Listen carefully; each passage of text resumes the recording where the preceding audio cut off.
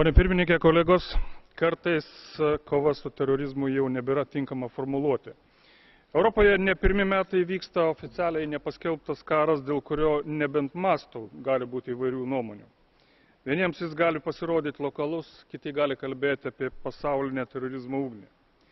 Tačiau, kad ir kokia būtų totalaus karo grėsmė, privalome atkreipti dėmesį ir į ekonominius Europos dalykus. Kai kurie dalykai, ypač finansiniai, čia kelia labai rimtų rūpesčių. Tačiau ne ką mažiau rūpesčių pastaruoju metu gali sukelti vis labiau įsigalinti socialinė atskirtis. Europos valstybėse labai sparčiai formuojasi nauja nepriteklių ir socialinės atskirties klasė, kuriai nuolat trūksta pajamų vartojimui ir oriam pragyvenimui. Todėl dar kartą raginu nustatyti vienodas minimalias pragyvenimui ES valstybėse reikalingas pajamas vienam asmeniui. Prašyčiau, kad valstybių vadovai paragintų Europos komisiją imtis teisėkūros iniciatyvos, kad visoje ES būtų nustatytas pragyvenimo lygį atitinkantis minimalių bazinių pajamų kriterijus.